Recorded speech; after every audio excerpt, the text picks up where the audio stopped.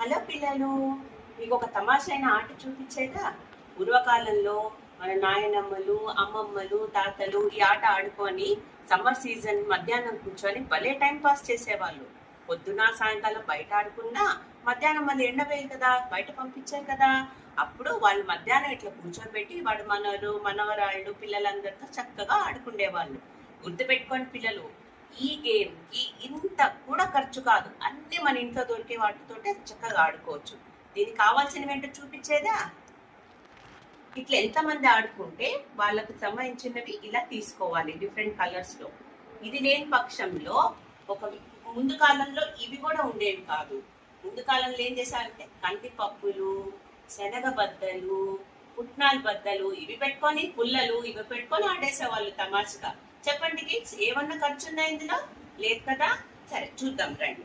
దీనికి సపోజ్ ఇక్కడ నేను ఉదాహరణకి మేము ముగ్గురం ఆడుతున్నాం, నేను మా ఇద్దరు పిల్లలు. సో నాది వచ్చేసి గ్రీన్, మా పాపది వచ్చేసి ఎల్లో, మా బాబుది వచ్చేసి గ్రీన్.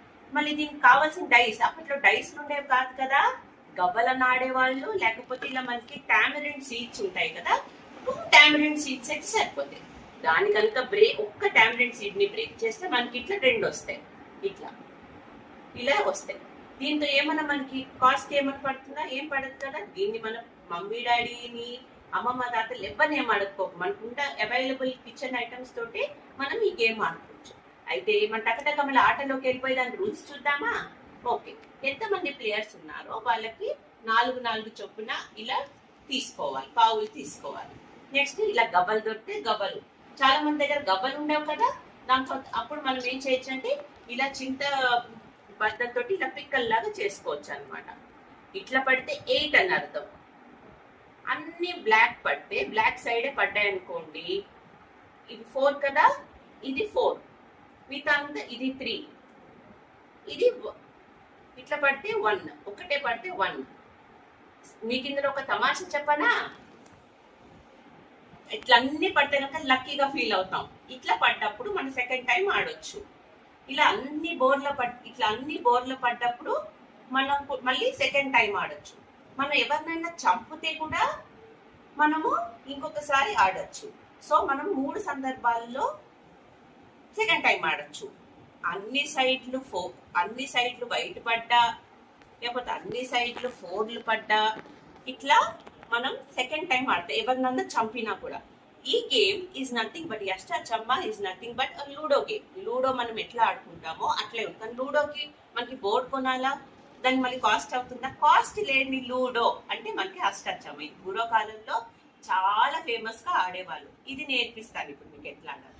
సపోజ్ ప్లేయర్ ఇట్లా పెట్టుకొని ఇట్లా ఆడినప్పుడు, ఇప్పుడు చూడండి అన్ని 8 పడ్డాయి కదా, నేను అప్పుడు అన్ని 8 పడ్డప్పుడు అన్ని 4 పడేటప్పుడు నేను అన్ని లోపలికి తెచ్చుకోవాలి. ఫర్ ఎగ్జాంపుల్, మీరు వేసినప్పుడు ఒకటే ఇట్లా పడింది అనుకోండి, పడ్డప్పుడు ఓన్లీ ఒకటే ఎక్కించుకోవాలి. ఒకటి ఎక్కించి మూవ్ అవుతూ ఉంటుంది అనమాట, మన లూడో గేమ్ లాగా. ఇట్లా ఇవన్నీ ఆడి ఎవరైతే ఫస్ట్ లోకి వెళ్తారో ఇక్కడ నుంచి ట్రావెల్ చేసి ఇదంతా వెళ్ళి ఇటు నుంచి నేను ఎంట్రీ ఇచ్చి మళ్ళీ ఇటంతా తిరిగేసేసి మధ్యలోకి ఇక్కడికి అన్ని కాయిన్స్ ఇక్కడ వచ్చినప్పుడు నేను విన్ లాగా తీసుకుంటాం అనమాట.